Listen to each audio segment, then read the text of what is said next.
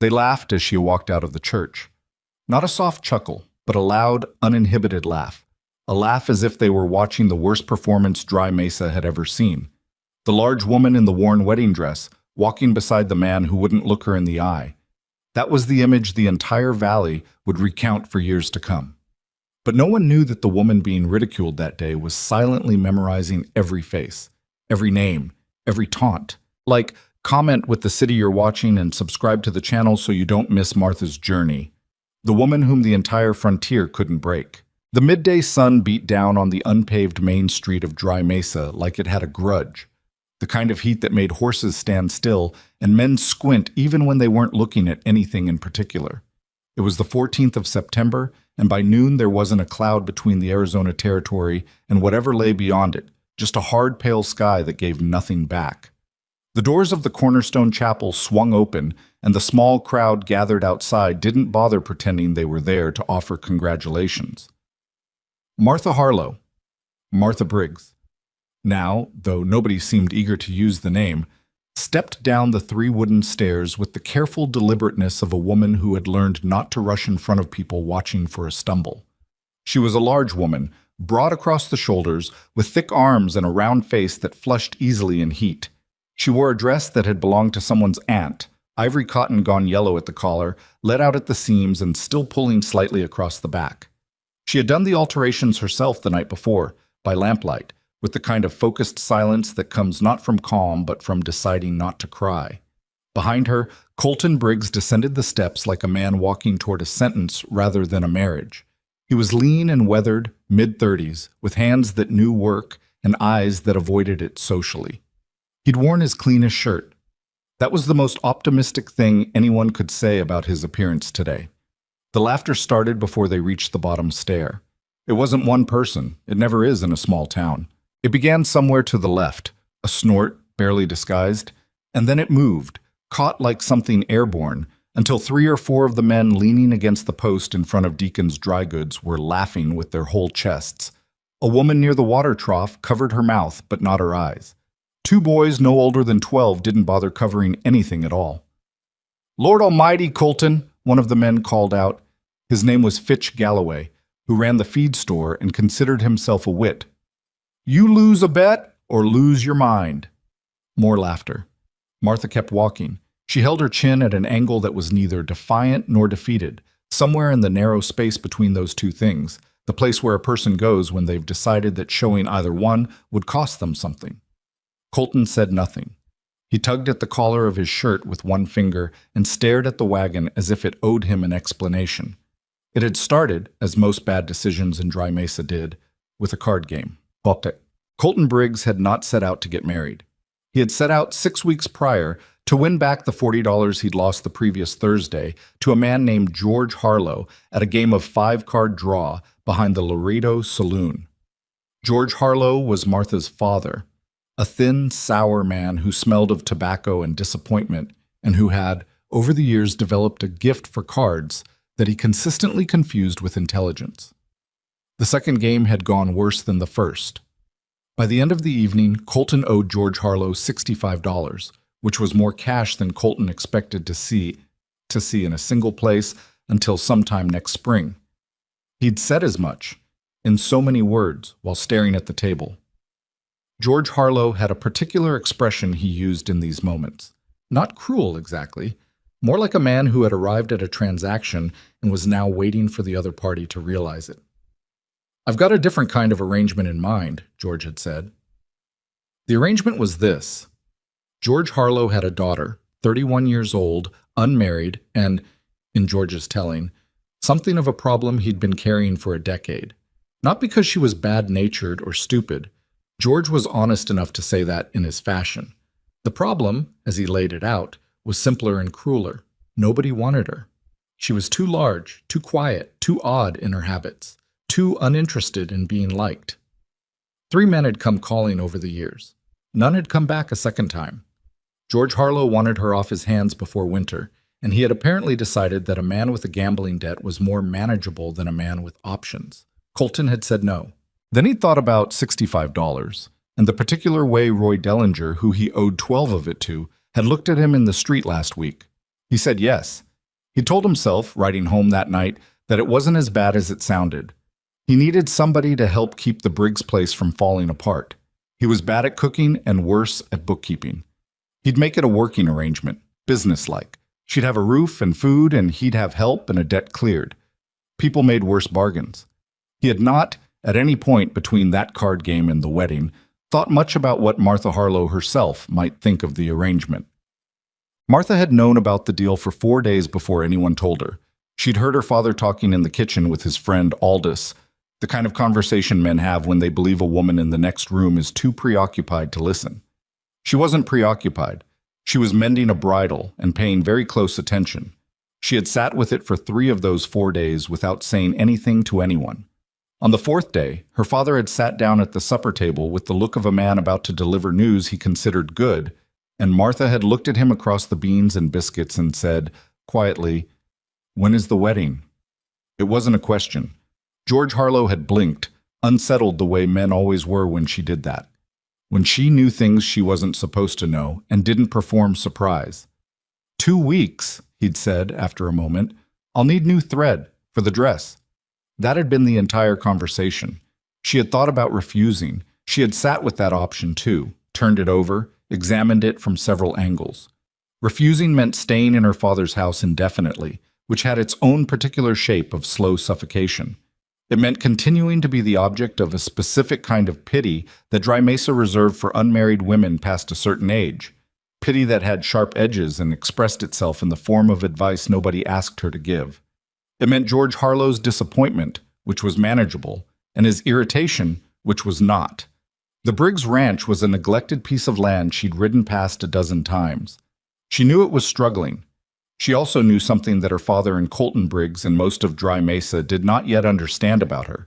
She had been paying attention to this land for years, the soil composition in that part of the valley, the water table, where the springs were and why they'd slowed, the way the grazing patterns on failing ranches repeated themselves.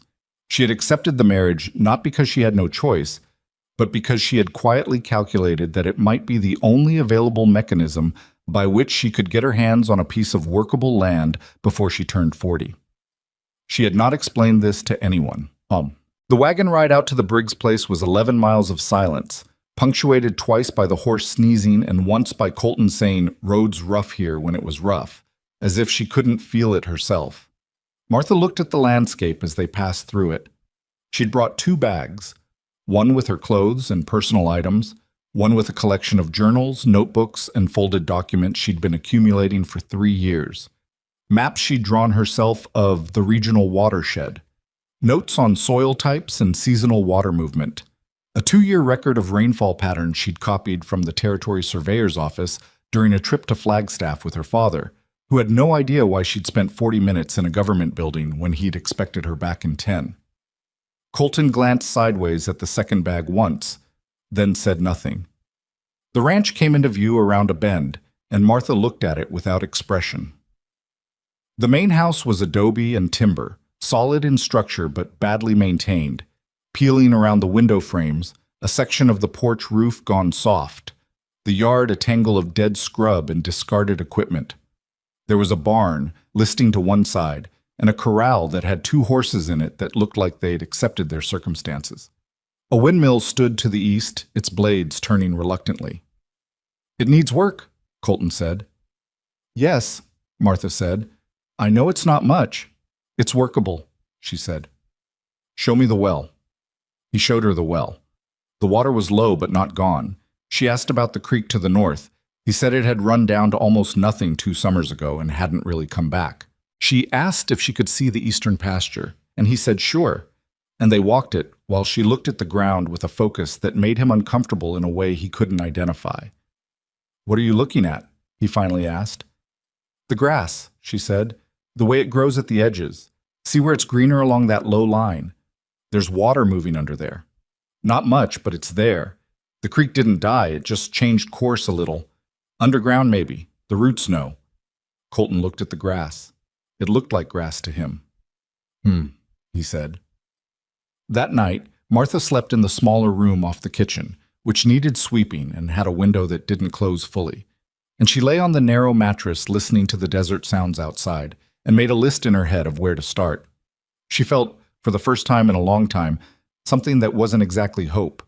Hope was too bright a word for it, too clean, but something in that direction. Possibility, maybe. Room. The first month was hard in the straightforward way that physical labor is hard. Martha woke before Colton most mornings, which he didn't expect, and then stopped commenting on. She cooked breakfast, not because she believed it was her designated role, but because she cooked faster and had more specific plans for the early hours and wanted him out in the south field, checking the fence line while she did what she needed to do near the creek bed. She spent 3 mornings digging, alone, with a long-handled spade, along the depression she'd noticed in the eastern pasture. On the 3rd morning, water appeared. Not a flood, not a dramatic moment, just a slow, dark stain in the earth that widened over the course of 2 hours until there was a thin standing seep in the low ground, 6 inches deep and 4 feet across. She went back to the house and wrote it down in her notebook. Then she started planning the small earthwork berm that would direct it into a useful shape. Colton came to look at it that afternoon and stood with his hands in his pockets. "You did that with a shovel?" "And some knowledge of where to put it." He looked at her for a moment with an expression she hadn't seen from him yet. Not hostility, not the blank, careful neutrality he'd been maintaining, but something more unguarded, something like revision. "Where'd you learn that?" he asked. "Reading," she said, "and paying attention." He nodded slowly, the way a man nods when he doesn't know what to say but feels he should say something. The second week, she reorganized the rotation of the grazing fields. Dry Mesa ranchers generally ran their cattle on whatever ground was available, which meant the same ground got hammered constantly, while other sections sat unused. Martha divided the Briggs acreage into 3 informal zones and moved the cattle on a schedule. Colton thought this was unnecessary complication and said so. "The south field's better anyway," he said. "That's where they always graze." "That's why it's exhausted," she said. "Give it 60 days, it'll come back." He gave it 60 days. Not because he was persuaded, but because arguing with her required more energy than he generally had in the mornings. And she didn't leave room for the argument to go anywhere except around and around until they arrived back at her original point. 60 days later, the south pasture showed more new growth than it had in 3 years. He didn't say she'd been right, but he started getting up earlier. The town, meanwhile, had not lost interest. Dry Mesa was small enough that the Briggs marriage remained a subject of active conversation at the feed store, the saloon, the general store, and wherever else people stood around with time on their hands. The consensus in the first weeks was that the whole arrangement would collapse before the first frost. The specific predictions varied. Colton would get fed up and ride out, or Martha would give up and go back to her father, or the ranch itself would finally give up the ghost and settle the question for everyone. When neither Colton nor Martha showed any signs of leaving, the conversation shifted to the ranch's slow improvement, which required a different kind of explanation and produced a different kind of discomfort. Fitch Galloway, who had laughed loudest on the church steps, said at the feed store counter that any idiot could make a field look green if they moved the cattle around. His wife, who was quieter and more observant, said Fitch wouldn't know a water table from a dinner table and left it at that. A rancher named Burl Tanner, whose spread sat a mile north of the Briggs property, stopped by the 3rd week under the pretense of returning a fence tool that Colton had left somewhere 6 months prior. He stood in the yard and watched Martha move between the barn and the storage shed with a wheelbarrow, and then watched her pause and make a note in a small book she kept in her apron pocket, and then watched her continue. "She always like that?" he asked Colton quietly, as if Martha were a strange animal who might bolt. "Like what?" Colton said. "Writing things down." "Yeah." Burl Tanner left without having said what he came to say, which had not been about the fence tool. The specific texture of the town's attitude toward Martha during these weeks was not straightforward mockery. It had evolved into something more complicated, a watchful skepticism with an undercurrent of unease, the feeling of people who had made a confident prediction and were beginning to worry about being wrong. Martha was aware of all of it. She had grown up in this town, which meant she had learned to read its moods the way you learn to read weather when you live somewhere that weather can kill you. She did not adjust her behavior in response to being watched. This was possibly the most unsettling thing about her, from Dry Mesa's point of view. A person who was aware of judgment and didn't modify themselves in response to it was either too stupid to understand the social contract or too something else to care about it. Martha was clearly not stupid, which left people in the uncomfortable position of deciding what the something else was.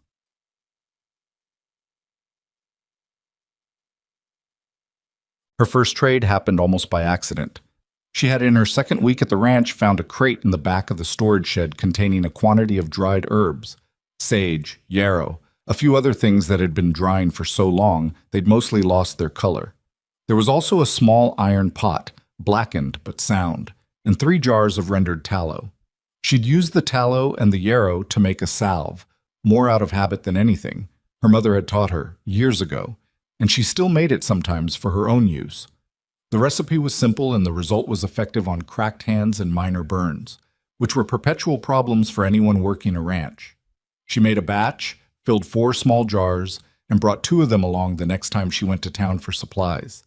The storekeeper's wife had cracked and bleeding hands, as she did every autumn. Martha set one of the jars on the counter next to her flour order. "What's this?" the woman said. "Salve, yarrow and tallow, good for the skin." The woman opened it and smelled it. "What do you want for it?"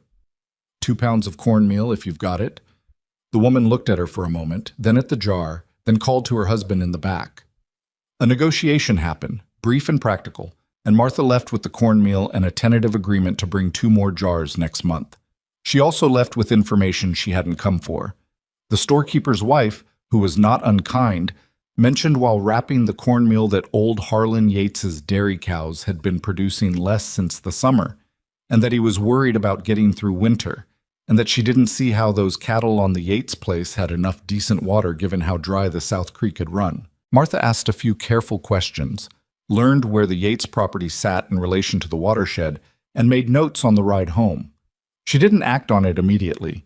She filed it the way she filed most things, in the back of a mind that organized information the way a careful housekeeper organizes a larder, knowing what's there and where to find it when it's needed. By the time the first cold nights came at the end of October, the Briggs Ranch had stabilized in ways that were small but meaningful. The seep in the east pasture had been shaped into a proper holding pool with minimal but strategic earthwork. The cattle were rotating through the 3 zones on schedule and showing it in their condition. The salve trade had expanded to include 2 other households and had generated enough in trade goods to cover a gap in the feed supply that would otherwise have been a problem. The house itself was less cold than it had been.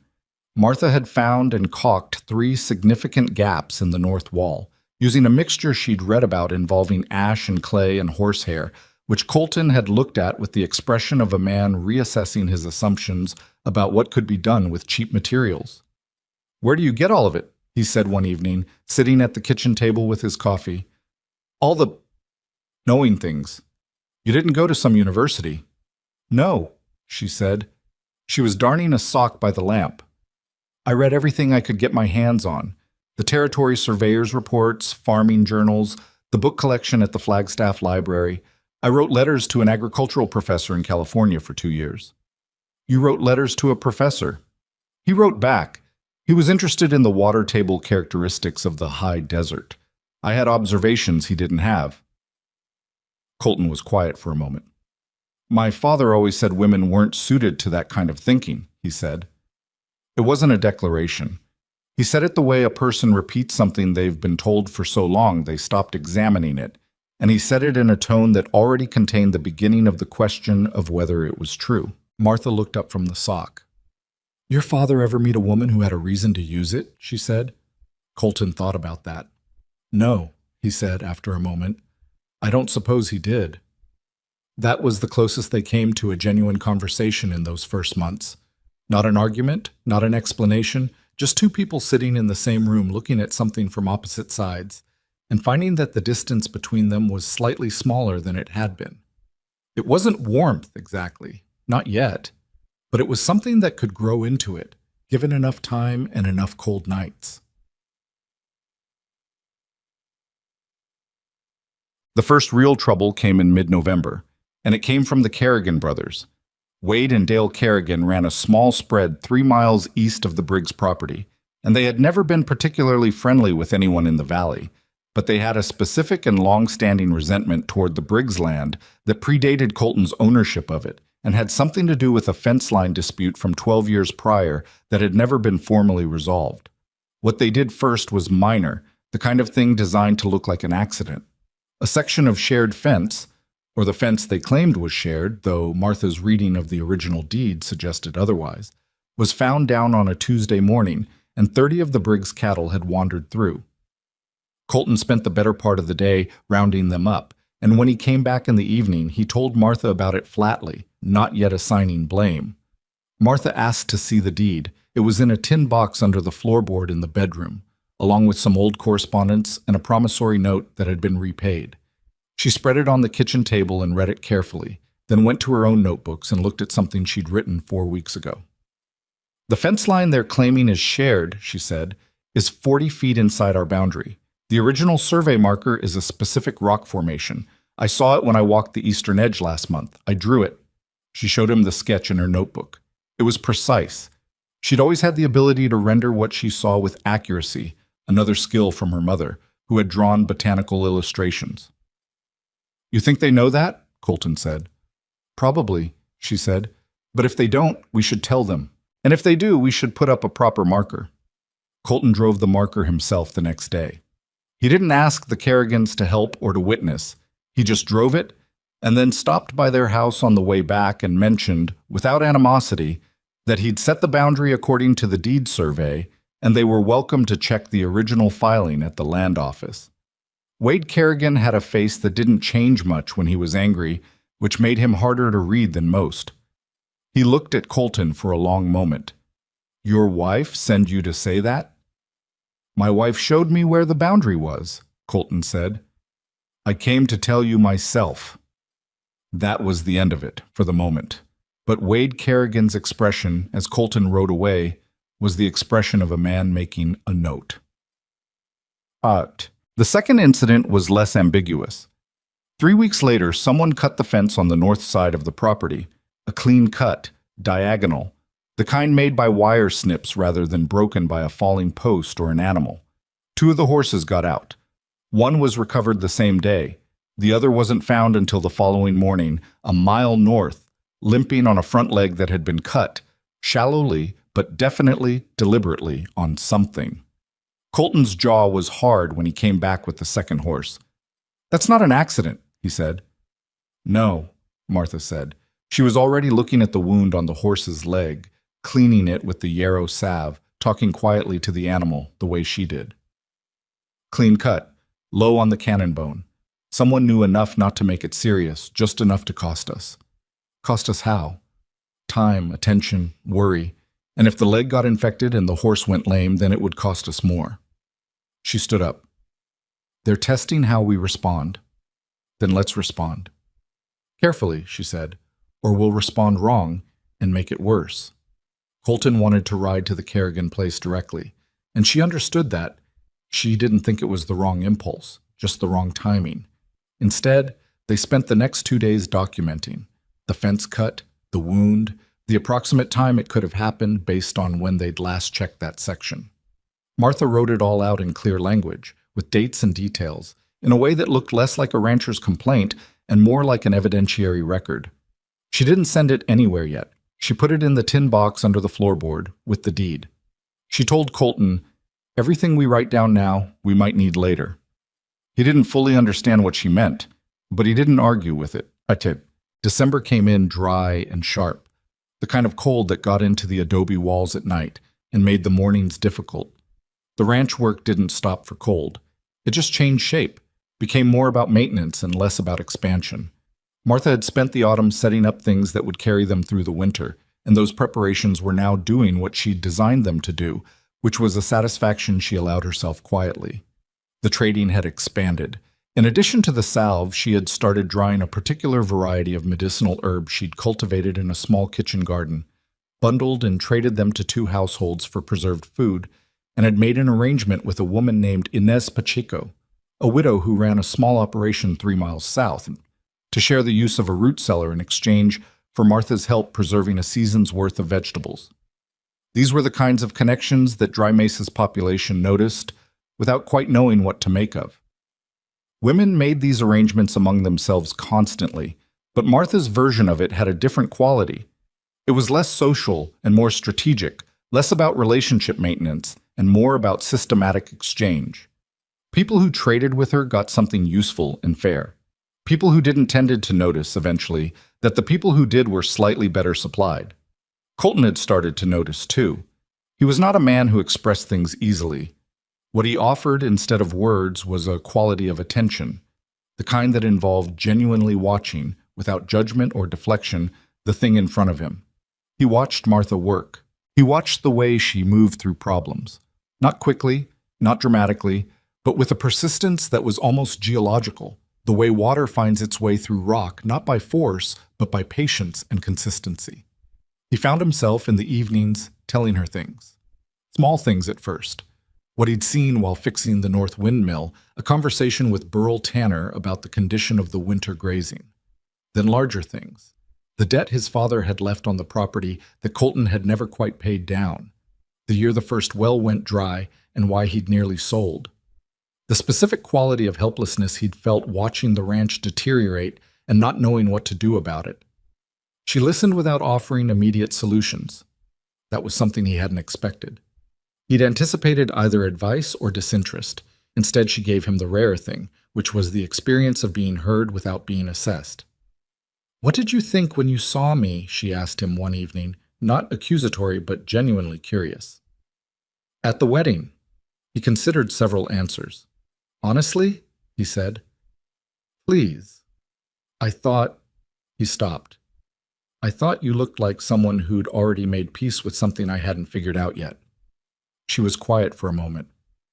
"What had I made peace with?" "The situation," he said. "I was the one who felt like I was drowning. You looked like you were planning something." "I was," she said. "I know that now." He looked at his coffee cup. "I didn't know what to do with it then." "Most people don't," she said without bitterness.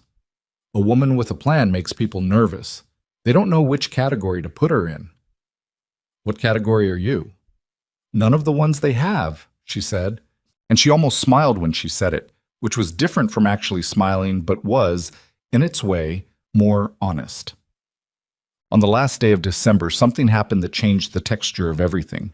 A man named Silas Crow rode onto the Briggs property at mid-morning without being invited, which was not the way a man who respected other people's land announced himself. He came with two riders who stayed back by the gate, not dismounting, and he came on a horse that was significantly better than anything in the Briggs corral. Martha was in the yard when he rode up. She had been checking the chicken coop for damage from a cold snap the previous night, and she stood with an egg basket in her hand and looked at the man on the horse. Silas Crow was not what she'd expected, which was a rough-edged cattle baron type. He was instead smooth, well-dressed for the territory, gray at the temples, with the kind of careful courtesy that men use when they want something and have decided the most efficient path to it is through civility. He was probably 50. He had a way of looking at you that made you feel he was calculating something you couldn't see. "Mrs. Briggs," he said, "I've been meaning to pay my respects. I'm Silas Crow. I run the CR brand up in the North Valley." "I know who you are," Martha said. His eyes registered that, and then his expression smoothed over it. "Then you know I'm a neighbor of sorts, a distant one. What can I do for you, Mr. Crow?" He looked around the yard with the expression of a man appraising something, which he was. "I'll get to it plainly," he said. "I've had an eye on this property for a couple years. It's a good piece of land, better than most people realize. I've approached the previous owner, your husband, before he married, once or twice about purchasing it. He wasn't interested." "He still isn't," Martha said. "I haven't made an offer yet," Crow said pleasantly. "The answer will be the same." Something shifted behind his eyes. Not anger, more like a recalibration. He looked at her directly for the first time, the way people sometimes look at something they'd been trying to assess indirectly. "You speak for the property?" "I speak for this family," she said. "Mr. Briggs is in the South Field. I'm happy to get him, if you'd like to hear the same answer from him." Crow studied her. Then he smiled slowly, in a way that didn't reach his eyes. "No need," he said. "I appreciate the directness." He touched the brim of his hat. I expect we'll speak again." He turned his horse and rode back to the gate where his men were waiting, and they rode out together onto the road north without looking back. Martha stood in the yard with the egg basket until they'd gone around the bend. Then she went inside and wrote down the date, the time, and everything that had been said in the notebook she kept separate from the one with the water maps and soil notes. This one had a different purpose, which she hadn't needed to articulate until now. She had known the name Silas Crow for 2 years, the way you know the shape of a storm system forming on the horizon. She had heard him mentioned in conversations at the store, seen his brand on cattle that didn't seem to match the account of his acreage, talked to Inez Pacheco once about a water rights question that kept coming up along the southern creek. She had been patient, and she had been watching, and she understood now, with the clarity that comes after a thing stops being a suspicion and becomes a certainty, that the next chapter of this fight had just quietly announced itself. Outside, the last day of December burned cold and silver bright over the Arizona high desert, and the Briggs cattle moved through their rotations, and the water in the East Pool held against the freeze, and everything that Martha Harlow had quietly built in 3 months waited, without drama, for what was coming. Silas Crow did not come back in January. That was in its own way more troubling than if he had. A man who rides onto your land uninvited and leaves with a smile that doesn't reach his eyes and then does nothing. That man is not retreating. He is waiting for the right angle. Martha understood this. She kept the notebook with his visit recorded in it, and she added to it whenever she learned something new. She asked careful questions at the store, at the root cellar arrangement with Inez Pacheco, at the 2 or 3 informal exchanges she had with neighboring women who knew more about the valley's business than their husbands usually credited. By the middle of January, she had a clearer picture of Silas Crow's operation than most people in the territory, and the picture had the specific quality of something that looks legitimate at a distance and becomes less so the closer you stand to it. The CR brand ran more cattle than the land Crow held should have been able to support, not by a little, but by a significant margin, the kind of margin that required explanation. The explanation most people in Dry Mesa offered was that Crow was simply a good rancher, better than average, which was possible. The explanation Martha was developing, from the water rights questions Inez had mentioned, and a comment from the storekeeper's wife about 2 families who'd sold their properties to Crow under circumstances nobody quite understood, was different. She kept it to herself. Evidence first, conclusions later. That was how she worked, and it was the discipline she valued most in herself, the one that had kept her from making mistakes she couldn't undo. January and February passed in the manner of hard winters on the high desert, cold that was not as wet as the mountains got, but was penetrating in a different way, the kind that came with wind and found every gap in every structure. The Briggs Ranch got through it in better shape than it had any previous winter in recent memory, which Colton acknowledged one February morning by saying, simply, "We've still got full water in the East Pool," which was not the most expressive gratitude Martha had ever received, but was, she understood, more than he would have said 4 months ago. The relationship between them had settled into a texture that was its own kind of thing, not the cautious distance of those first weeks, not something warmer either, but a working partnership with odd moments of genuine human contact scattered through it like stones in a field. They did not get along perfectly. Colton was stubborn about certain operations on the ranch. The way he'd always done things had the gravity of habit, and habit in men who'd worked alone for years had a particular resistance. Martha pushed when she thought the evidence was clear and waited when it wasn't. And he pushed back when he thought she was overcomplicating something that didn't need to be complicated, and sometimes he was right. In March, they disagreed about the cattle count for the spring. Colton wanted to acquire 4 more head from a man in the next county who was selling cheap. Martha looked at the current carrying capacity of their grazing zones and the water available and said 2 head, not 4. 2 doesn't move the needle, Colton said. 4 overloads the East Zone by June, and we're back where we started. You're being too conservative. You're doing arithmetic with hope instead of numbers, she said. I'm not trying to be difficult. I'm telling you what the land will hold. They stood on opposite sides of the kitchen table for a moment, both of them with the particular tension of people who've learned that the other one isn't wrong as often as they'd like. 3, Colton said. Martha thought about it. 3. And we expand the East Zone boundary by another 40 feet using the berm plan I drew last fall. That's more work. Everything worthwhile is more work, she said. Do we agree on 3? We agree on 3, he said, in a tone that conceded without particularly enjoying it. They bought 3 head in April, and the East Zone expansion went in over the course of 2 weekends, and by summer the carrying capacity had increased enough that 3 head turned out to be exactly right, and 4 would have been a problem.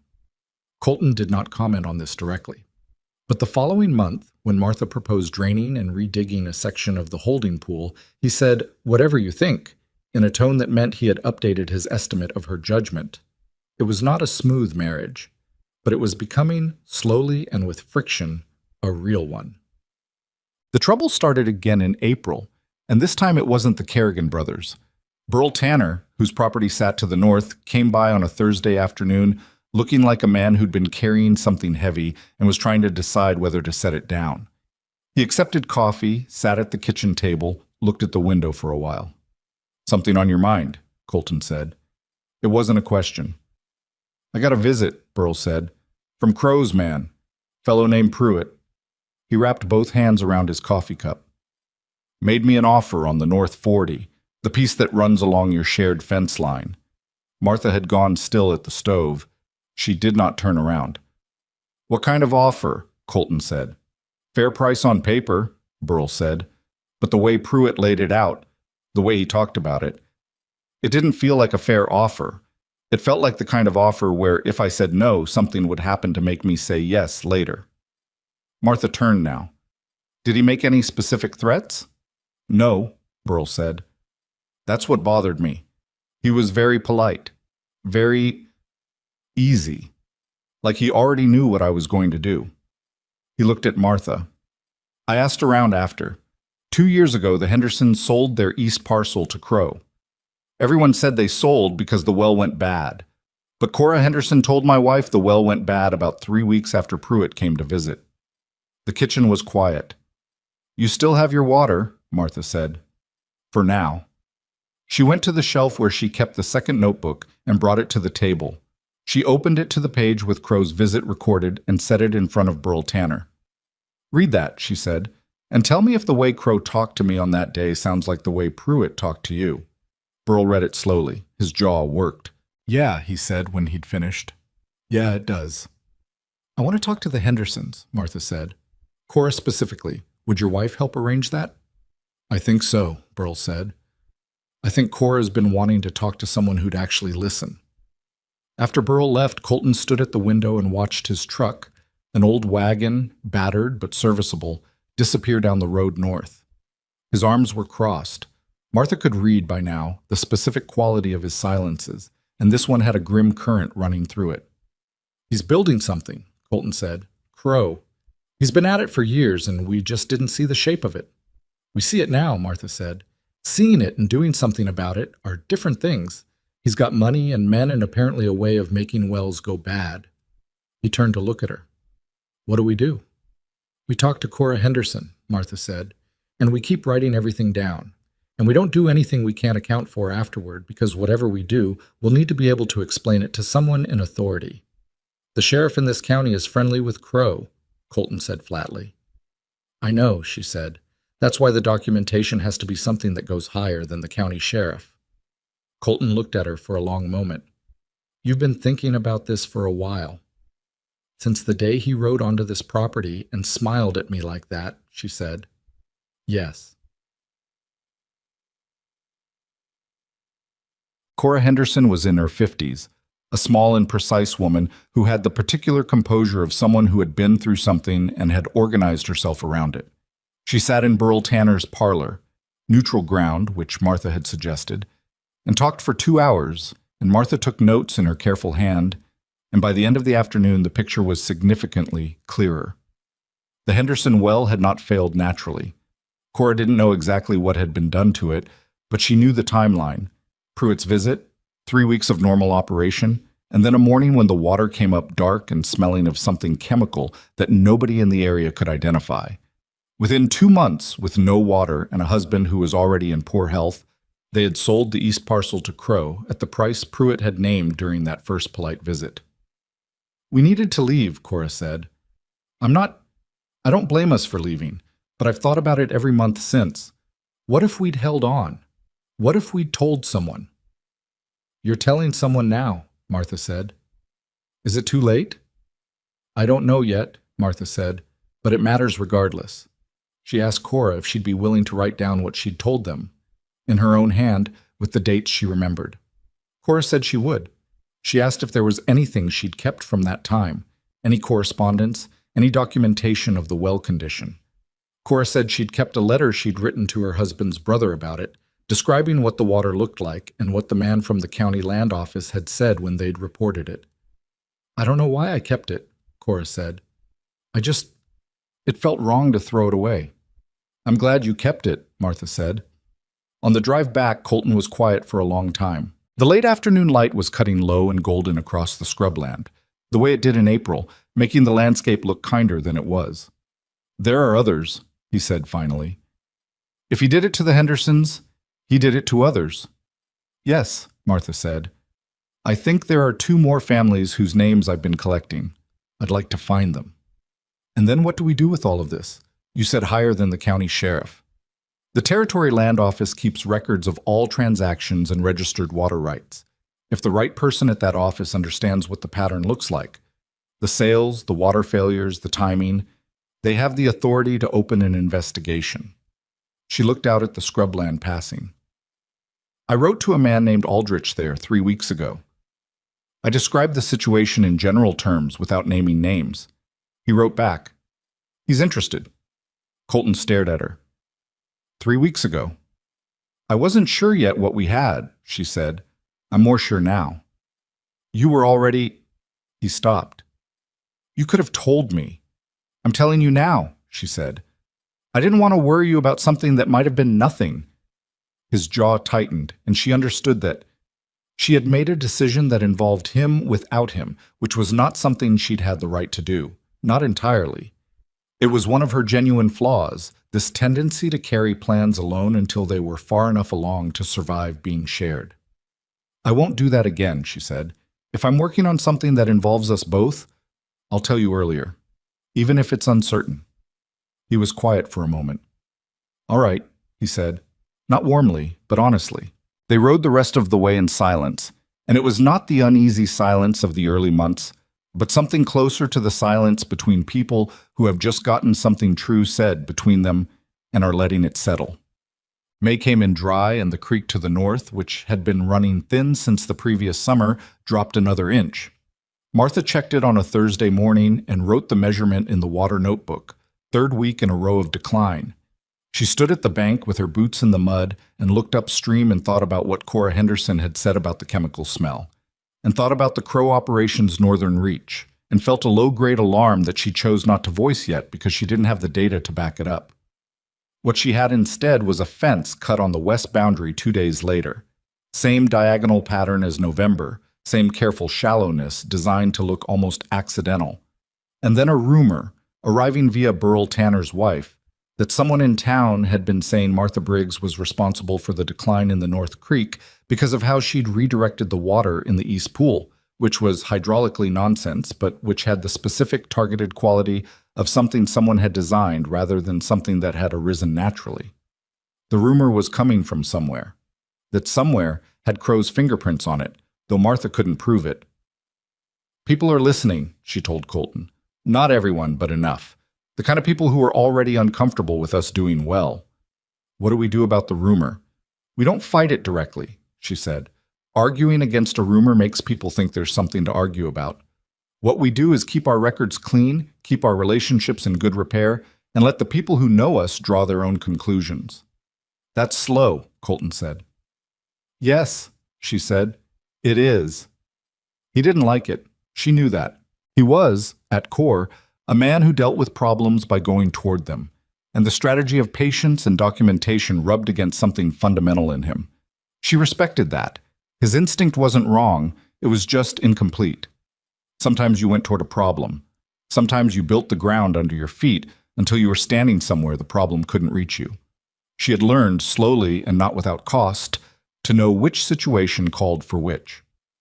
In the 2nd week of May, she got a letter back from Aldrich at the Territory Land Office. It was careful and formal, the language of a man who chose his words knowing they might be read by people other than the intended recipient. But what it said, stripped of the careful language, was this. He had found what appeared to be a pattern in the water rights filings associated with the properties adjacent to Crow's holdings, and he would like to discuss the matter in person, and could Mrs. Briggs come to Flagstaff at her convenience. She folded the letter, put it in the tin box with the deed and the other documents, and went to find Colton. She told him about the letter in full. She showed it to him. She watched him read it and watched the shift in his expression as he understood what it meant. He took our complaint seriously, Colton said. He took the evidence seriously, Martha said, which is different and better. When do we go? End of the month, she said. I want 2 more weeks to put together everything we have in a form that's easy to follow, and I want to write to Cora Henderson and ask if she'll sign her statement before we go. Will she? I think so, Martha said. She seemed like a woman who'd been waiting for a reason to. She was right. Cora Henderson's signed statement arrived by post 9 days later, and Martha added it to the growing folder of documentation with the methodical care of someone building a thing that needed to hold weight. Outside, the high desert moved into the particular green gold of late spring that would not last, couldn't in that climate, but was real while it was here, and the Briggs cattle moved through their rotations, and the East Pool held its water level, and the North Creek ran thin but ran. The ranch was not flourishing, not exactly. There were still too many repair needs and not enough cash, and the uncertainty of what Crow intended next hanging over everything. But it was standing. It was doing better than standing, and Martha Harlow Briggs, at the end of each day, allowed herself that much, which was more than she'd had before, and enough for now to keep going. The trip to Flagstaff took 2 days by wagon, which meant one night at a roadside boarding house in a town called Cutter Wells that had 3 buildings and an optimistic name. Martha spent most of the first day's ride going through the folder of documentation in her lap, not reading it. She knew every page by now, but checking the order, making sure the sequence told the story the way she needed it to tell it. Colton drove and didn't talk much, which was his way on long trips, and she appreciated it. They arrived in Flagstaff on a Tuesday afternoon, found a respectable boarding house near the land office district, and ate supper in the dining room with 6 other travelers nobody exchanged words with. Martha went to bed early and lay awake for an hour going through the meeting in her head. What she would say first, what she would hold back until she understood what Aldrich already knew, what questions his questions would tell her about how seriously he was taking it. She slept eventually. Not well, but enough. Aldrich was a compact man in his late 40s with the careful eyes of someone who spent his days reading documents and had learned to withhold conclusions until he had more information than he needed. He met them in a small office on the 2nd floor of the Territory Land Building, offered water and no coffee, which Martha took as a sign that this was not a social call in his mind either. He looked at the folder she placed on his desk and then looked at her. "You organized this yourself," he said. "Yes." "Walk me through it." She walked him through it. She spoke for 40 minutes without rushing, in the order she'd arranged the documents. The timeline of Crow's land acquisitions, the water rights filings that preceded each purchase by 3 to 6 months, the Henderson statement, the 2 fence incidents with dates and descriptions, the water level measurements from the North Creek with the dates recorded. She did not editorialize. She presented the sequence and let him draw the inferences, which he did, visibly, watching the shape of it emerge. When she finished, he was quiet for a moment. "The water rights filings," he said. "The timing you're describing, I've seen something similar once before, in the Southern Territory. The mechanism, if someone were doing what you're suggesting, would require access to the filing records before the transactions became public, which means someone with a relationship inside this office or the county equivalent. I considered that," Martha said, "which is why I wrote to you personally rather than filing through the county." He looked at her steadily. "You were concerned the county office might be compromised. The county sheriff has a documented friendship with Crow. I had no way to assess the county land office. Writing to you directly and describing the situation in general terms first seemed like the more careful approach." Aldrich glanced at Colton, who had said almost nothing, and then back at Martha. "Your husband lets you handle the talking," he said. It was not entirely a compliment. not entirely a criticism, more like an observation he was filing away. My wife handles the talking better than I do, Colton said. On this particular subject. Aldrich picked up the Henderson statement and read it again, more slowly this time. I can open a preliminary review, he said. Not an investigation. Not yet. A review of the water rights filings associated with the properties adjacent to the CR holdings over the last 5 years. If the pattern holds up in the records, that gives me grounds to escalate. He set the statement down. This takes time. Months, possibly. And I cannot promise where it leads. I understand that, Martha said. In the meantime, I would strongly advise you not to take any action that gives Crow grounds to bring a legal complaint against you. Nothing that could be characterized as interference with his operation, his employees, or his property. Whatever he does, you respond through documentation and you contact me. Even if he damages ours? Document it and contact me, Aldrich said. I know that's not a satisfying answer. It's a realistic one, Martha said. We'll follow it. They rode back to Dry Mesa over 2 days, and the return trip had a different quality than the journey out. Not lighter, not heavier, but more settled. They had a next step, which was not the same as having a solution, but was better than the static uncertainty of the previous weeks. He'll move on us before the review is done, Colton said, somewhere on the second day, not as a complaint, but as a calculation. Probably, Martha said. So we need to be ready for that. Yes. How? She watched the road ahead. By making it as difficult as possible for him to isolate us. The Kerrigans, the Hendersons, Burl Tanner, Inez Pacheco. Everyone who has a reason to worry about Crow needs to understand that they're not worrying alone. Not an alliance, not formally. Just awareness. People knowing who else is paying attention. A quiet network, Colton said. Something like that. He nodded slowly. You've been building that already. The trading, the arrangements, the way you talk to people at the store. I've been building relationships, she said. They're not the same thing as a network, but they can become one if something happens that requires it. He didn't say anything else for a while. Then, I didn't understand what you were doing those first months. I thought you were just managing, being practical. I was being practical, she said. It was more than that. She considered this. Practical and strategic aren't different things, she said. Not to me. June came in hard. The temperature climbed into the 90s by the first week and stayed there, the kind of sustained heat that dried the surface of everything and made the water situation, already precarious, a daily calculation. Martha checked the North Creek every 3 days and recorded the level. It was still dropping.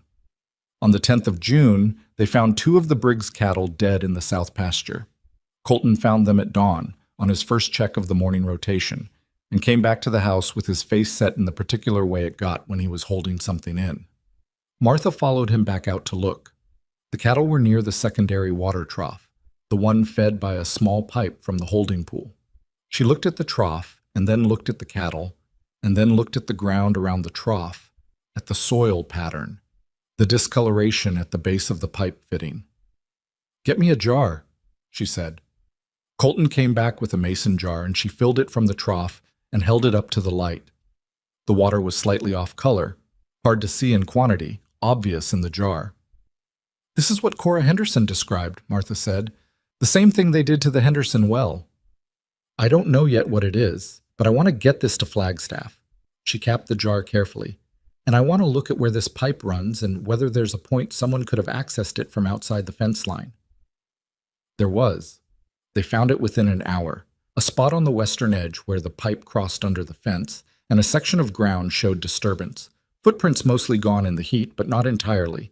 A partial boot print in the hard clay that was too large for either of them. Martha documented everything. She sketched the boot print. She measured the disturbance.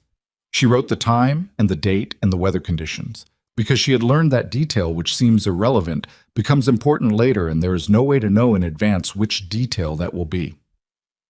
She sent the jar to Aldrich by post the next day, with a letter describing the circumstances and a note that she would understand if analyzing the contents was outside his capacity, but that she wanted him to have it regardless. She did not know if it would matter. But she had learned, over the past months, that the habit of documentation was like the habit of maintaining the water level in the East Pool. You did it consistently without knowing exactly when it would be needed, because the alternative was finding yourself without it at the moment it mattered most. The rumor Crow spread in June was more sophisticated than the first one. It reached Martha through Burl Tanner's wife, who brought it with the specific discomfort of someone delivering bad news they didn't want to carry. The rumor was this: that the Briggs Ranch water arrangement, the East Pool, the berm, the redirected seep, was drawing water away from neighboring properties, and that two families north of them had noticed a drop in their own water tables since Martha's modifications. The families named were the Kerrigans, and a quieter operation owned by a man named Ott, who Martha had never met. She sat with this for an evening. It was a better designed rumor than the one in May. It had technical-sounding content, it targeted specific neighbors, and it was designed to turn people who might otherwise be neutral into people with a grievance. The hydraulic claim was false. The East Pool drew from a seep that was independent of the water table serving the Kerrigan and Ott properties, and she could demonstrate this with her survey notes and the territory water charts she'd been accumulating for 3 years. But demonstrating it required people to listen to her explanation, which required that they not already be angry. "I need to talk to Ott," she told Colton. "You don't know him." "No. That's why I need to talk to him now, before the story sets." Colton thought about this. "I'll come with you." "Good," she said. "Come as a neighbor, not as my husband coming to explain my decisions. There's a difference." He gave her a look. "I know the difference." "Sometimes," she said, without particular heat, and he let it go because it was true sometimes. They went to the Ott property on a Saturday morning. Dolph Ott was a man in his 60s, weathered and careful, who answered the door with the expression of someone who had heard they were coming and hadn't decided yet what to think about it. His wife stood behind him in the hallway and did not come forward. Martha introduced herself without preamble and said she'd heard there was concern about the water situation and would like to address it directly. Ott looked at her for a moment. "Come in, then." She spent an hour at his kitchen table with her water survey notes and the maps she'd drawn, walking him through the hydrology of the seep, where it originated, why it was independent of the regional water table, why the East Pool could not be drawing from the same source as his, well, even if someone believed it might be. She showed him the territory water chart references. She showed him her 3-year measurement record for the North Creek, which predated any of her modifications by 2 years, and showed the creek declining well before the Briggs Ranch changed anything. Ott listened.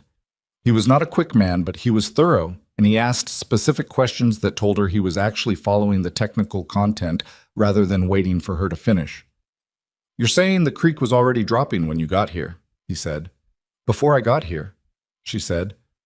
"This is 3 years of decline. My modifications are 8 months old." He looked at the record. "Who was recording this before you?" "Nobody," she said. "I found the surveyor's measurements from 6 years ago in the territory records. The comparison with my own observations over the past 8 months shows a continuous decline that has nothing to do with our East Pool." He was quiet for a while. His wife had come into the kitchen partway through and was standing near the stove listening. "Who told you we had concerns?" Ott said. "Burl Tanner's wife heard it in town," Martha said. "I don't know the original source." Ott exchanged a look with his wife that Martha couldn't fully read. "Pruitt was here," his wife said from the stove. "Last month? Said he was riding through, stopped to say hello." Martha kept her expression level. "Did he mention the water situation?" "Mentioned he'd heard the new woman at the Briggs place had done some modifications," the wife said. "Said he hoped it wasn't causing problems for the neighbors." There it was. Polite, concerned, entirely deniable. "Mrs. Ott," Martha said, "what I'm about to tell you is not something I can prove to your satisfaction today, and I understand if you treat it accordingly. But I'm telling you because I'd rather you have the information than not." She laid out, briefly and without drama, what she knew about Crow, the Henderson situation, the water rights filing pattern, the visit to the Briggs property in December, the dead cattle and the contaminated trough. The Otts listened. They did not interrupt. When she finished, Dolph Ott said, "You're building a case against him." "I'm building a record," Martha said. "The case is something the Territory Land Office will decide whether to build." What do you want from us? Nothing specific, she said. I want you to know what I know because if something happens to your water in the coming months, I want you to contact me before you decide what to do about it. And I want you to know that the story about our East Pool is not accurate. She left the Ott property 2 hours after arriving, with a handshake from Dolph Ott that was not warm but was sincere, and the sense that she had not made an ally but had, at minimum, not made an enemy. He believed you, Colton said on the road home. He believed the numbers, Martha said, which is better. Belief in a person is fragile. Belief in a water table measurement is harder to talk someone out of. The letter from Aldrich arrived in the second week of July. It was longer than his previous letter, and the careful language had given way in places to something more direct, which told her he had found what he was looking for. The water sample from the trough had been analyzed by a chemist at the Territorial University, a contact Aldrich had arranged. The contamination was a compound used in certain mining operations for pH adjustment, not naturally occurring in the high desert watershed. It was, the letter said, consistent with deliberate introduction.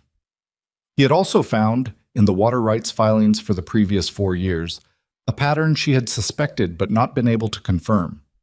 3 of the 6 properties adjacent to current CR holdings had experienced documented water failures in the 12 to 18 months preceding their sale to Crow or to holding companies that the deed records suggested were affiliated with Crow. The filings had been processed through the county land office, and at least 2 of them had been signed by the same clerk. Aldrich was opening a formal investigation. He wanted Martha to come back to Flagstaff, and he wanted her to bring anyone who would give a sworn statement. She read the letter twice, folded it, and put it with the others. He found it, Colton said from across the table. He found the beginning of it, she said. There's a long way between opening an investigation and anything actually happening to Crow. But it's real now. It's real now, she agreed. She sat for a moment with that. She had known, intellectually, that this was where the documentation led. That was why she'd been building it. But knowing a thing will happen and having it happen are different experiences, and she let herself feel the difference for a moment before she set it aside and started thinking about who would make the trip to Flagstaff and what they would need to say when they got there. Burl Tanner, almost certainly. Cora Henderson had already given a written statement, but might be willing to go in person. Dolph Ott was a question mark she intended to ask directly. There was also the question of what Crow would do when he understood the investigation had been opened, because he would understand it, probably, before Martha expected. A man who had access to the county land office records had access to other information as well.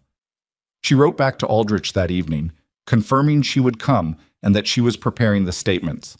She sealed the letter and set it ready to post in the morning.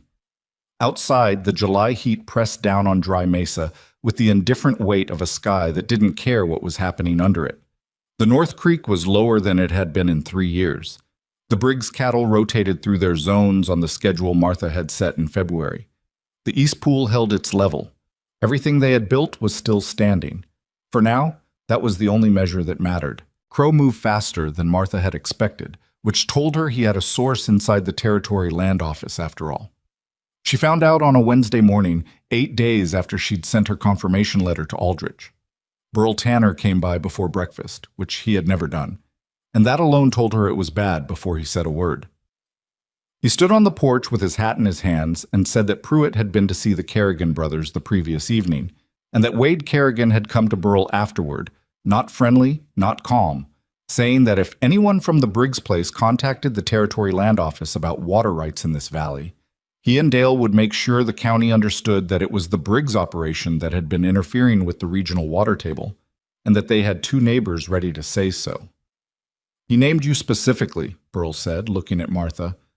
Said you'd been stirring up trouble since you got here, and that people were tired of it. Martha was quiet for a moment. Did he say who else was willing to support that claim? Didn't say, but the way he talked about it, I got the sense Pruitt had already done the groundwork. Colton was standing in the doorway behind Martha with the particular stillness that meant he was deciding whether to be angry out loud. She put one hand back briefly, not quite touching him, just enough to signal wait. Are you still willing to go to Flagstaff? She asked Burl. He looked uncomfortable. My wife is scared, he said, not of Crow directly. of what happens to the property if this goes wrong. We don't have what you have, the documentation, the records. If someone decides to make an example, that's an honest answer, Martha said. I'm not going to pressure you. I'm not saying no, Burl said quickly. I'm saying I need a few days. You have them, she said, but not many. After he left, Colton came fully outside and stood next to her in the morning light. Wade Kerrigan, he said. Yes. He's been waiting for an excuse to come at us since the fence boundary. Crow gave him a better reason than the fence, Martha said. He gave him a threat with a specific shape and a target. That's more useful than a grudge. What do we do? She'd been turning it over from the moment Burl started talking. We move up the Flagstaff trip, she said. We don't wait for Burl. We go this week with what we have, and we tell Aldrich that Crow is aware of the investigation and is already working to build a counter-narrative. That changes the timeline. Aldrich needs to know that. And Cora Henderson? I'll write to her today. If she can come, she comes. If not, her signed statement goes with us. She wrote 3 letters that morning, to Aldrich, to Cora Henderson, and to Dolph Ott. The letter to Ott was the hardest to write, not because she didn't know what to say, but because she wasn't certain how he'd receive it.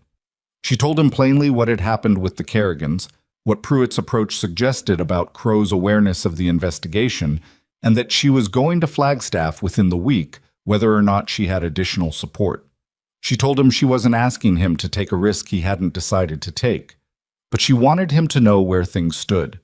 She sealed all 3 and sent Colton to town to post them, and then she sat at the kitchen table with the full folder of documentation and spent the rest of the morning going through it again, checking for gaps. There was one that bothered her. The connection between Crow and the county land office clerk who had processed the suspicious water rights filings. She had it circumstantially, through Aldrich's description, but she didn't have anything that put it in human terms, anything that showed how the arrangement worked in practice. Without that, the pattern in the filings could be explained as coincidence by a good enough lawyer, and Crow would have a good enough lawyer.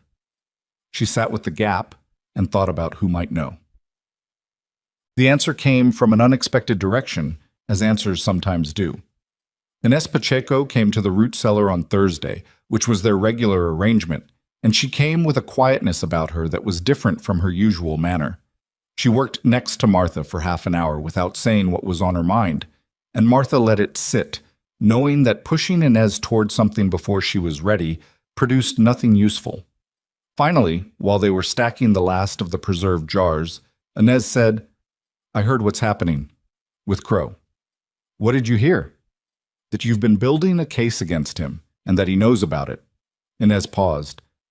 My late husband had dealings with the county land office, not with Crow, before Crow, but the same clerk who's in your documents, a man named Dills. Martha kept stacking. What kind of dealings? He needed a water rights extension filed, and it was taking too long through normal channels, and someone told him Dills could move things faster for a consideration. Inez said it flatly, without embarrassment, the way a woman talks about her dead husband's practical failures when she's had time to make peace with them. He paid $20, and the extension was filed in a week. Did he keep any record of that? Inez was quiet for a moment. I have a letter he wrote to his brother about it, describing what happened. He never sent it. I think he was ashamed of it. I found it after he died. Martha straightened and looked at Inez directly. That letter shows Dills accepted payment to expedite filings, she said. That's not the same as what Crow did, but it establishes that Dills operated that way. It shows the mechanism was real and available. I know what it shows, Inez said. That's why I'm telling you. Would you let me take it to Flagstaff? Inez looked at the jar in her hands. It puts my husband's name in a bad light. Yes, Martha said. I won't pretend otherwise. He's been dead 4 years. He can't be hurt by it. No, but you might be if people hear about it. Inez set the jar down carefully. People here have been talking about me since my husband died, and I didn't sell to Crow when he expected me to. I don't have much reputation left to protect with that particular crowd. She looked at Martha steadily. I want Crow out of this valley. Whatever he's doing to the water, he's not done. My well has been dropping since spring. Martha felt the weight of that. Not surprise because she'd suspected it, but the particular heaviness of being confirmed. "I'll bring the letter back," Martha said. "You have my word." "I know I do," Inez said. "That's why I'm giving it to you." They left for Flagstaff on Saturday, 2 days earlier than planned. Cora Henderson met them at the crossroads 8 miles south of Dry Mesa, in a wagon driven by her son, a young man of about 20 who said nothing but whose jaw was set in a way that told Martha he'd argued against his mother coming and lost. Cora herself was composed, with the letter to her brother-in-law folded in her coat pocket alongside a second document, a physician's assessment of the contaminated well water, written at the time, that she had also kept without knowing why. Martha hadn't known about the physician's document. She didn't say anything when Cora produced it, but she felt the particular satisfaction of evidence arriving from unexpected directions. The three of them, Martha, Colton, and Cora, sat in Aldrich's office on Monday morning, and Cora told her story in her own words, which were less organized than Martha's but more visceral, and Aldrich listened to both without visibly preferring one. Martha laid out Inez Pacheco's information about Dills with the letter, and explained its significance carefully.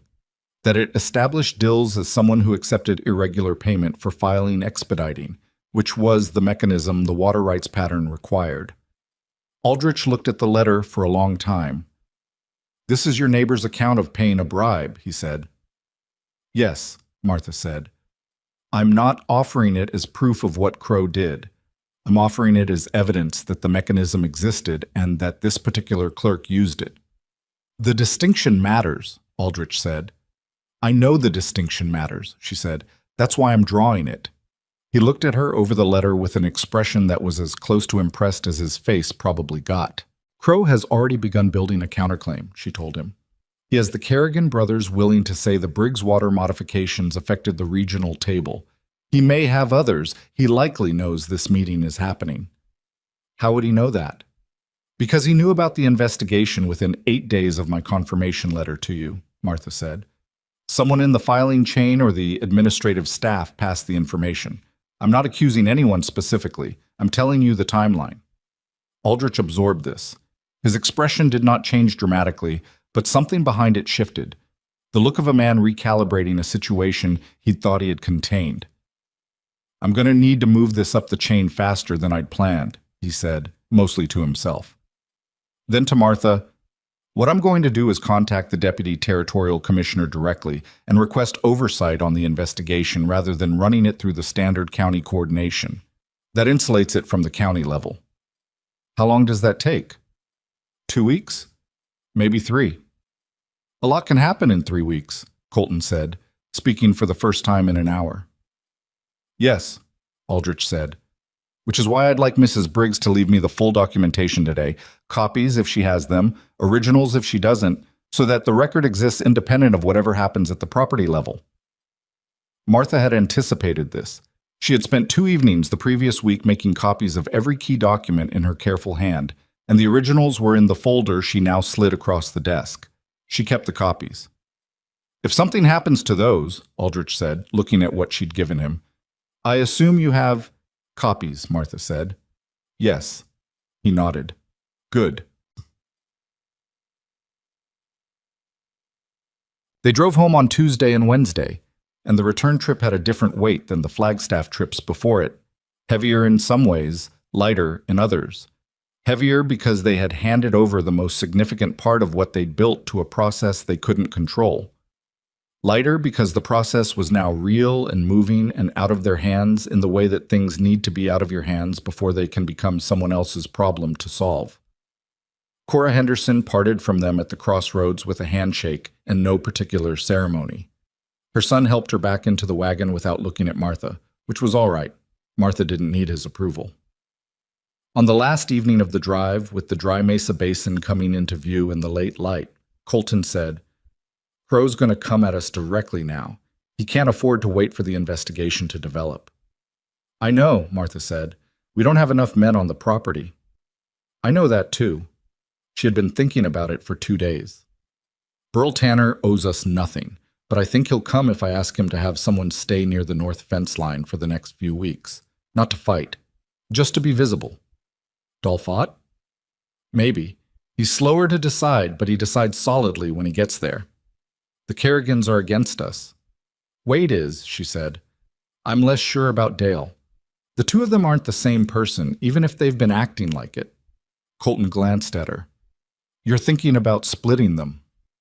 I'm thinking Dale Kerrigan has a family and a property and a water table that Crow will eventually decide to acquire.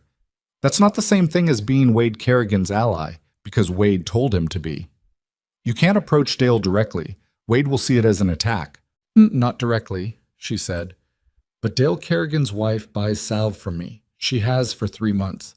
I'm not going to stop selling it to her. Colton was quiet for a moment. He stopped. What? I was going to say that's calculating, but I don't think that's the right word. It's patient, she said. There's a difference. They reached the property as the last light was leaving the sky, and the windmill was turning in a slow evening wind, and the cattle were settled in the south zone for the night. Nothing was visibly wrong. Martha did a full walk of the perimeter before going inside, not because she expected to find something, but because the habit of checking was the habit that had kept them ahead, and she wasn't going to stop it because things were tense. She found nothing disturbed. She wrote that in the nightly log she'd been keeping since February. Date, perimeter check, conditions, water level at the east pool. Everything as it should be. Colton was at the table when she came in, with 2 cups of coffee. He pushed one toward her without being asked. How long do you think we have before he does something? He said. A week, she said. Maybe less. He knows the investigation is moving. He knows we went to Flagstaff. His next move will be something visible, something designed to demonstrate that he can do what he wants in this valley, regardless of what I've filed. What form will it take? I don't know exactly, she said, but it will be something that affects more than just us. He'll want other people to see it. A warning.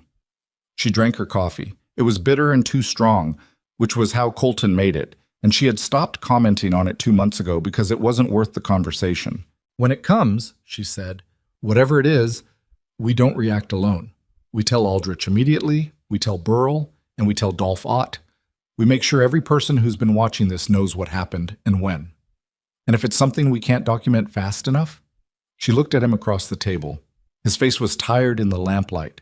Genuinely tired. The kind that came from months of sustained low-grade tension rather than a single hard day. She felt it too. The specific weight of being in a fight that required you to stay careful when everything in your body wanted to stop being careful. Then we do the best we can, she said, with what we have, same as always. He nodded, without warmth but without despair either, which was what she'd come to understand was Colton's version of steadiness. She had stopped expecting it to look like anything else. 3 days later, Pruitt and 4 riders came to the Briggs property at mid-morning, and they did not come politely. They came through the north fence line at a point where the wire had been cut. Not that morning, Martha realized later, but sometime the previous night, cut and left looking intact until it was needed. And they drove 40 of the Briggs cattle out through the gap and north along the dry creek bed before Colton saw them from the ridge and came back to the house at a hard run. Pruitt, he said, breathing, 4 men with him.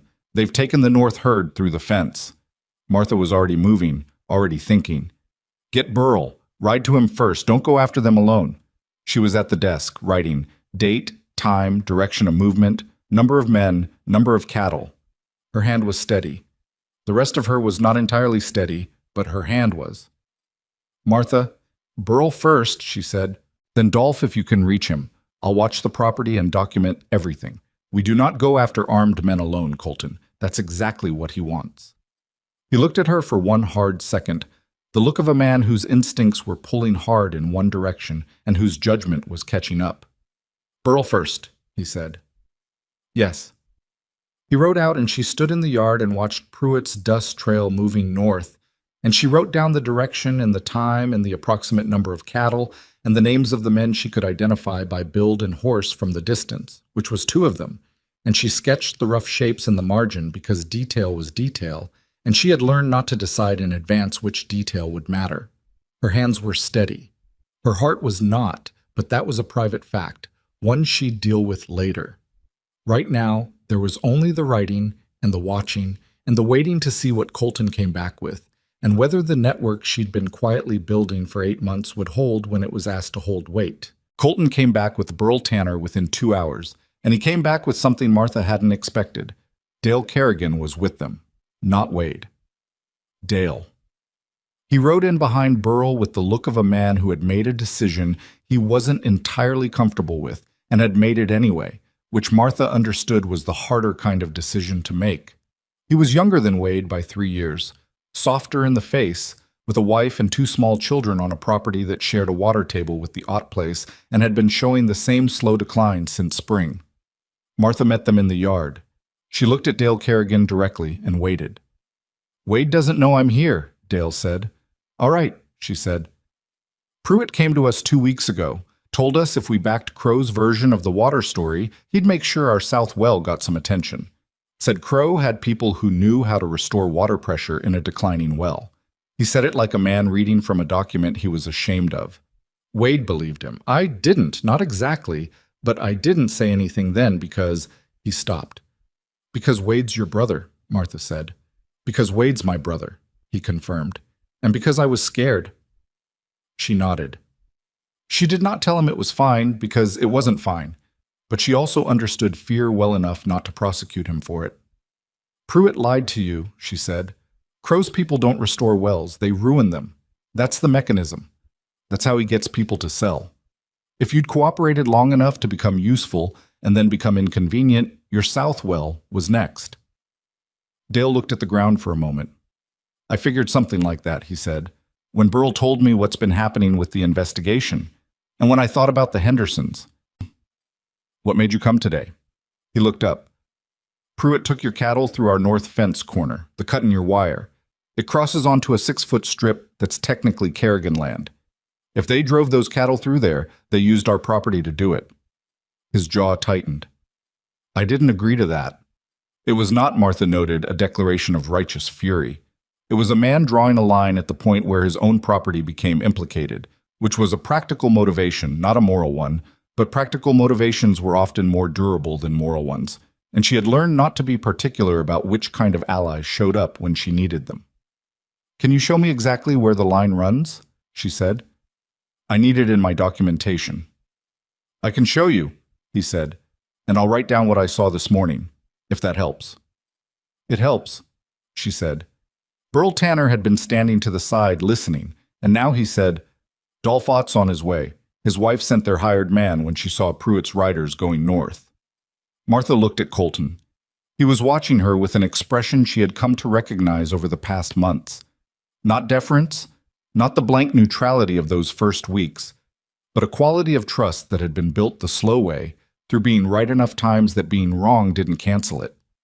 He was waiting to see what she did next, not because he had no ideas, but because he had decided she usually had better ones. "Here's what we do," she said. Well, what she did was not what Pruitt had anticipated.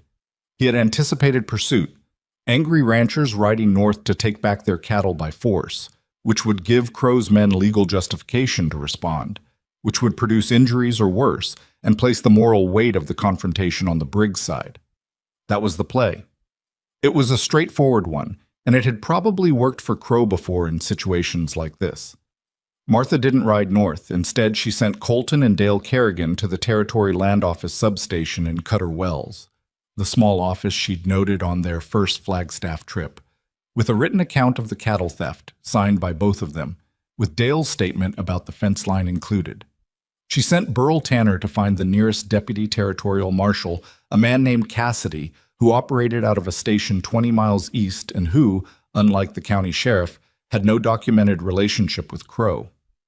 She stayed at the property with Dolphott, who arrived within the hour, and they walked the perimeter together, and she showed him everything she had documented about the morning's events, and he walked with her without saying much, which she had come to understand was his version of paying close attention. "He's going to drive those cattle into the CR holding pens and brand the ones he can," Dolph said, when they'd completed the circuit and were standing near the north fence gap. "By tomorrow there won't be 40 head to identify." "He won't have time," Martha said. "Why not?" "Because he's going to find out this afternoon that we didn't follow him north, and that's going to confuse him. And a confused man takes longer to make his next move. She looked at the cut fence. And because I sent a telegraph from Cutter Wells yesterday, before any of this happened, to Aldrich, telling him I believed Crow was preparing a direct action and asking him to contact Deputy Marshal Cassidy preemptively. Dolphot looked at her. Yesterday. I told you I thought we had a week. I was trying to be ready before the week was up. He was quiet for a moment. You sent a telegraph telling the land office investigator to contact the marshal before the theft happened.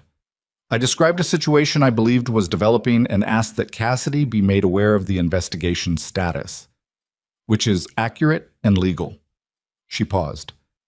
The theft happening today rather than tomorrow or next week is coincidence in terms of the timeline.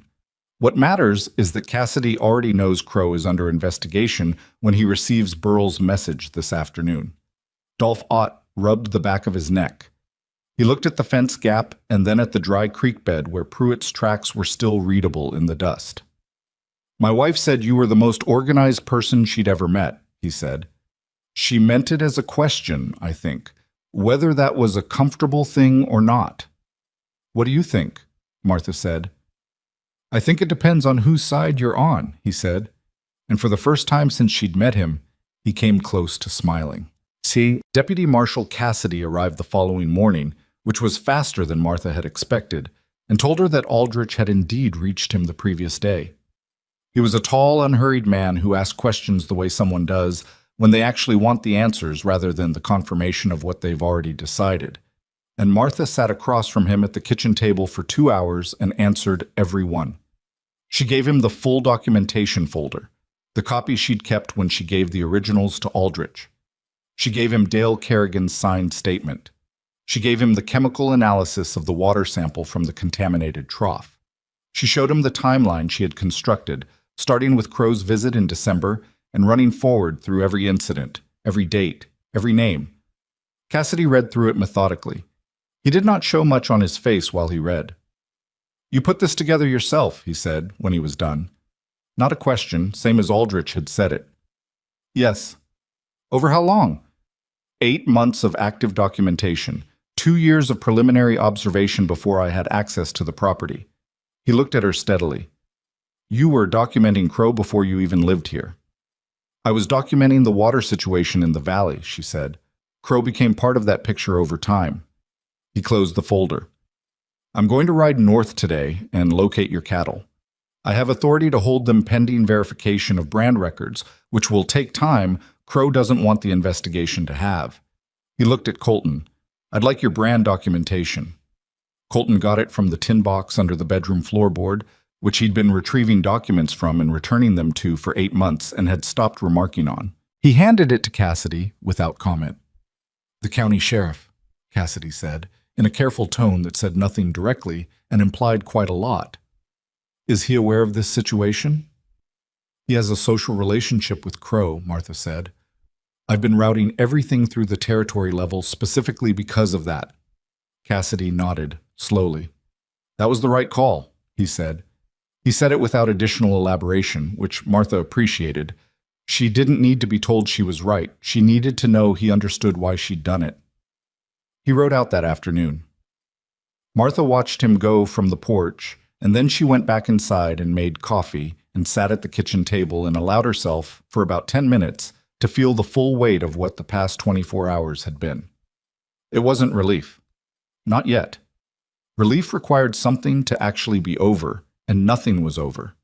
The cattle were still somewhere on Crow's land, the investigation was still pending, Crow was still operating, Wade Kerrigan was still whatever he was. But something had shifted in the structure of the situation, the way a joint in timber shifts when the pressure distributes differently, and Martha was tired enough and honest enough with herself to acknowledge that the shift had happened partly because of things she had done. Colton brought his coffee to the table and sat across from her. He looked tired, too, the kind of tired that went beyond last night's short sleep. I keep thinking about December, he said, when you told Crow we weren't selling, and the way you looked when he left. What about it? I thought you were being stubborn, he said, or that you didn't understand how much trouble he could cause. I understood exactly how much trouble he could cause, she said. I know that now. He turned the cup in his hands. Martha, I need to say something, and I'm not good at this kind of saying. She waited. When George Harlow brought me this arrangement, when I agreed to it, I thought I was getting someone to help run the ranch. I thought I was managing a debt and getting a practical solution. He stopped.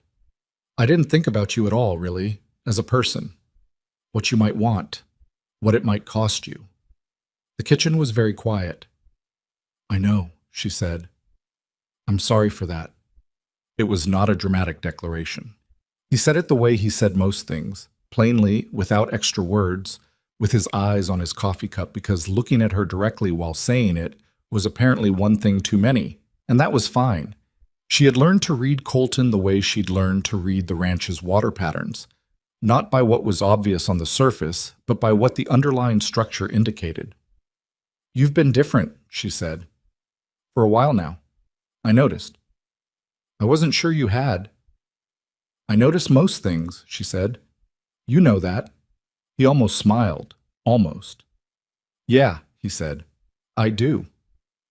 She didn't say that she forgave him, because forgiveness implied an account being settled, and she wasn't interested in keeping that kind of ledger.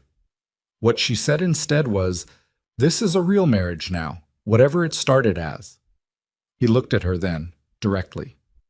Yes, he said. It is.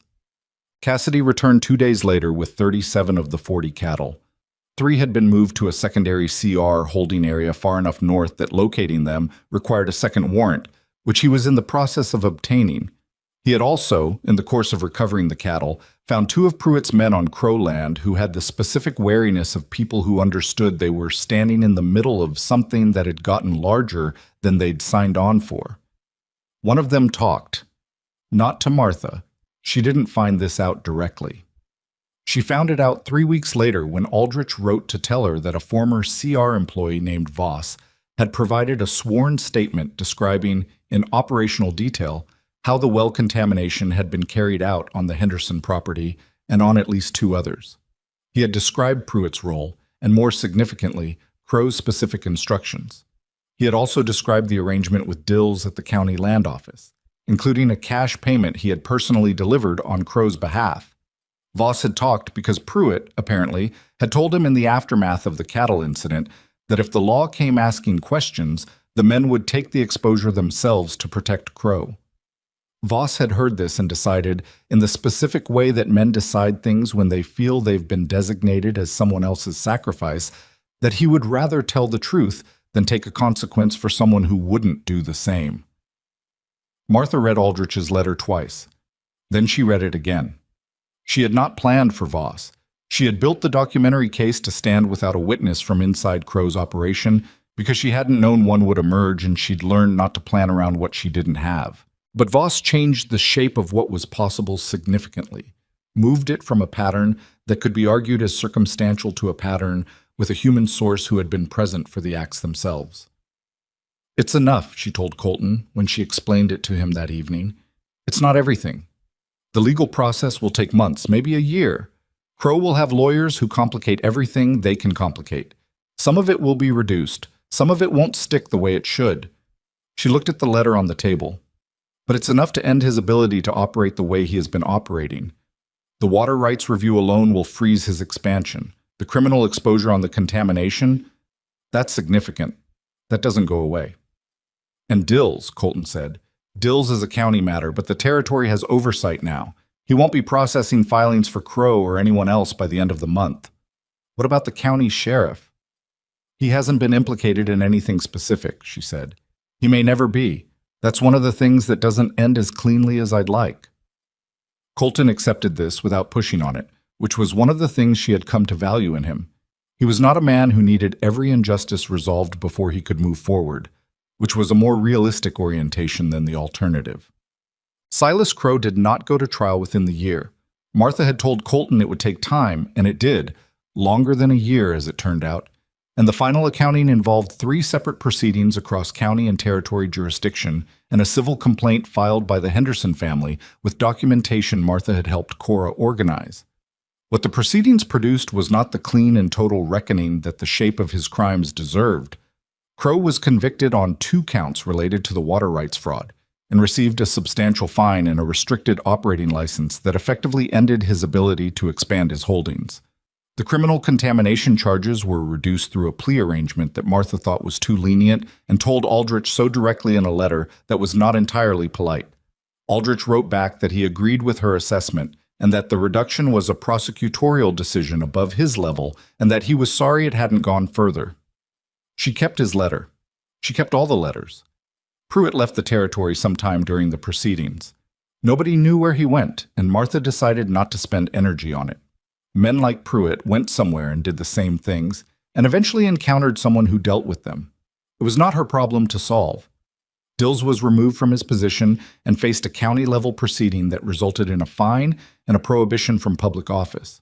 It was the most unsatisfying outcome of all the unsatisfying outcomes, and Martha allowed herself one evening of genuine anger about it before she put it in the same category as the county sheriff and decided that the justice system's inability to fully punish every person who deserved it was a structural failure she could observe clearly and still refused to let define what she did with her own energy. What she did with her own energy was the ranch. What? The North Creek came back. Not immediately. Nothing in the high desert happened immediately. But in the spring following the investigation's formal opening, with Crow's Operation Frozen and the water rights filings under territory review, the patterns that had been disrupted began to correct themselves.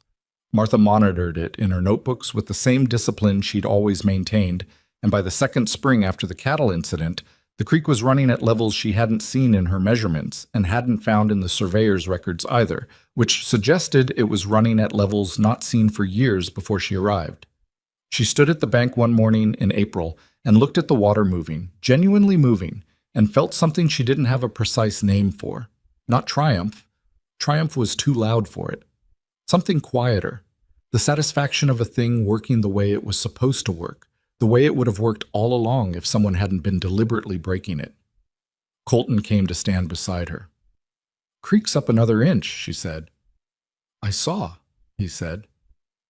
They stood there for a while. It was the kind of silence they had built together over nearly 2 years, so not empty, not uncomfortable. Just the silence of two people who had been through enough together that they didn't need to fill every moment with words to confirm that the other person was still there. "Burl's youngest boy wants to learn the grazing rotation system," Colton said. "Burl asked if you'd be willing to explain it." "Tell him to come Saturday," she said. "Inez wants to know if you'll look at her east field. She thinks the soil composition might be similar to our south zone and wants to try the rotation." "I'll go Wednesday," she said. "And Dale Kerrigan stopped by yesterday while you were in town." He paused. "Said his wife wanted to know if you'd be willing to share the salve recipe. Said she'd like to make it herself." Martha looked at the water. "Tell her to come any morning," she said. "I'll show her." This was what it looked like now, but not a dramatic reversal, not a ceremony, not the town of Dry Mesa gathering to offer a formal apology, because towns didn't work that way and people didn't either. What it looked like was this. People coming with questions they would not have asked a year ago, with requests that assumed she had knowledge worth having, with the specific kind of approaching that happens when a verdict has been quietly revised, but nobody wants to announce the revision out loud. She didn't require the announcement. She had never needed Dry Mesa to declare her worth. She had always known that a declaration from people who'd been wrong about her was worth considerably less than simply continuing to be right. Fitch Galloway, who had laughed the loudest on the church steps, stopped her in the street one afternoon in midsummer and said, in his particular roundabout way, that he'd heard the ranch was doing well and that it was good to see. Martha looked at him for a moment and said, "Thank you, Fitch," and kept walking because she didn't have a longer conversation in her for that particular man, and she had learned to conserve her energy for things that mattered. What mattered was the work, and the people who were genuinely part of it, and the small specific dignities of a life that she had built with her own hands in the particular place where someone had expected her to fail. The night of their second anniversary, not celebrated formally, just acknowledged, Colton came in from the evening check and washed his hands at the basin and sat at the table where she had 2 cups of coffee waiting, because she had started making the coffee and had never mentioned it, and neither had he. "I want to tell you something," he said. She waited. "I think about that card game sometimes," he said. The one with your father. And I used to think about it with a kind of, I don't know, embarrassment that I'd gotten into this the way I did, that there wasn't anything more to the start of it than a debt I couldn't pay. There wasn't, she said. No, he said. There wasn't. But what I think now, when I think about it, is that the start of a thing doesn't tell you what the thing becomes. He looked at her. I didn't choose you. But if you gave me the choice now, I'd choose you. That matters to me, that I can say that and mean it. It was the longest speech she'd ever heard him give. He looked slightly exhausted by it, the way he looked after any significant physical effort. Martha looked at him for a moment. There was a version of herself, the one who had sat in her father's house doing alterations on a borrowed dress by lamplight, deciding not to cry, who would not have known what to do with this. That woman had armored herself so completely against hoping for more than a working arrangement that the arrival of more than a working arrangement would have found nowhere to land. She was not that woman anymore. Or she was, partly. She kept the armor, she kept the discipline and the notebooks and the habit of recording everything. But there was room inside it now that hadn't been there before. I know you mean it, she said. I know the difference. He nodded. That was enough for both of them. Outside, the high desert night settled over the Briggs Ranch, over the East Pool, which held its water level, over the North Creek, which ran with more life than it had in years, over the cattle in their rotation zones, over the garden where the yarrow grew in organized rows. The windmill turned in a slow wind, and the stars over Arizona were extravagant and indifferent in the way of stars, caring nothing about what had happened beneath them. But things had happened beneath them. Real things, built by real people who were not extraordinary, except in the way that anyone is extraordinary when they refuse to stop doing the next necessary thing, even when they're tired and frightened and not at all certain it will matter. Martha Harlow had arrived in this valley as a debt being paid. She stayed as a woman who understood that belonging is not something you're given by the people around you. It's something you build, inch by inch, season by season, with your hands and your mind and your willingness to keep showing up. When showing up is hard. The town of Dry Mesa had not changed because it became good. It had changed because she gave it no alternative. Not through force, not through drama, but through the quiet and relentless fact of her competence, her documentation, and her refusal to disappear. She had not won everything. The sheriff kept his office. Pruitt went somewhere unpunished. The legal proceedings gave back less than they took. Justice, she had learned, was not a destination you arrived at, but a direction you moved in, imperfectly and with setbacks. And the moving mattered even when the arriving fell short. What she had was this: a ranch that worked, a husband who saw her, a network of neighbors who came to her with their questions and trusted her with their problems, a creek that ran, a record of everything that had happened in her own handwriting, in notebooks that would outlast the arguments about whether it had happened at all, and the knowledge, private, durable, not requiring anyone else to confirm it, that she had arrived here with nothing except what she carried inside her, and she had built something that stood. That was not a small thing. She had decided, long ago and again every morning, to stop pretending it was small. She picked up her coffee and drank it, and it was too strong, the way it always was. And outside the windmill turned, and the water in the East Pool held against the night.